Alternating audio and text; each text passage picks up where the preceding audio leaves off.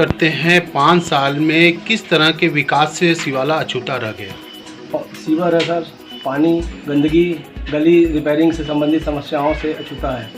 Ward की मतलब मलैया बस्ती में चले जाइए, ट्यूबवेल पंप करीब 2 से 2.5 वर्षों से खराब पड़ा हुआ, बंद पड़ा हुआ है। उस पर कोई ध्यान नहीं दिया जा रहा है और मेरा शासन से, प्रशासन से यही अनुरोध है कि उधर एक बार सर्वे करा कर देख लिया जाए कि स्थिति उधर की क्या है।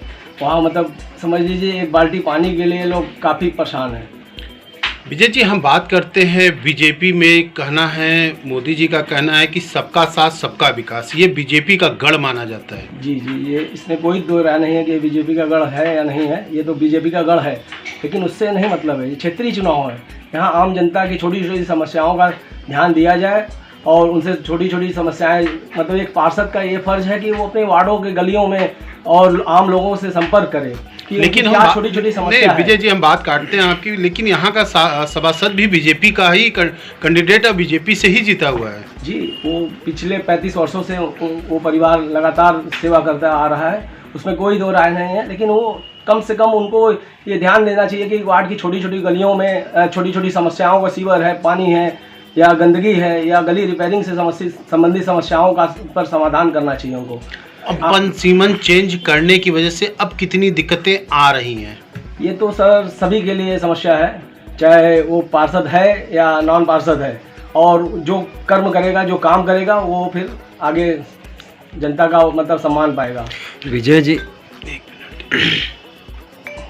निरंतर आप समाज सेवा का कार्य करते चले आ रहे हैं, समाज आपको हमेशा प्रोत्साहित भी कर रही है, लेकिन इस बार किस तरह से इस यूपी के रणकुंभ में आप कूदे हैं? पिछले साल हम 6 वर्षों से लगातार सेवा में हैं। पिछले 2017 में चुनाव इस क्षेत्र से वार्ड नंबर 68 सिवाला से लड़े हैं और ऊपर वाले के आशीर्वाद से जनता का भरपूर प्यार और सहयोग मिला है और चुनाव के परिणाम के आने से आज तक मैं रेगुलर जनता के सेवा में लगा हूँ और आगे भी यही इच्छा है कि मतलब सेवा हमें निरंतर करना है और परिणाम चाहे जो हो उसकी चिंता किए बगैर मैं सेवा कर रहा हूँ और करता रहूँगा आगे। अगर नगर निगम के चुनाव में आप विजयी घोषित होते हैं तो पहली प्राथमिकता क्या होगी?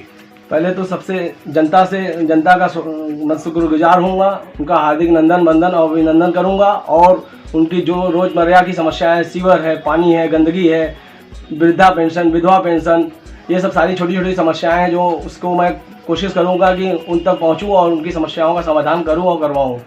आप भी एक रोजगार हैं, आपका भी एक बिजनेस ये कि आप जैसे सही में वक्ता इस क्षेत्र में है, बहुत है कि अभी यहाँ करीब 1-1.5 महीने सीवर का गंदा पानी बह रहा था। आप हरिया ठीक है सर,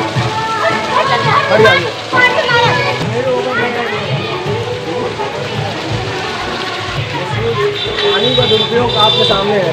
हाँ सब क्या खराब, गंदगी की समस्या आपके सामने है। ये सालों साल इस तरह मतलब ठीक से न कूड़ा उठता है, न सफाई होता है, ये आपके सामने उदाहरण है छोटा सा। बिजली से संबंधित व्यवस्था, साफ सफाई से जो भी यहाँ की उचित जरूरतें हैं तो यहाँ हम लोग कर पाते हैं, करवा पाते हैं। और छवि भाई, उन लोग का भी सहयोग मिलता है हम लोगों को और हम लोगों पर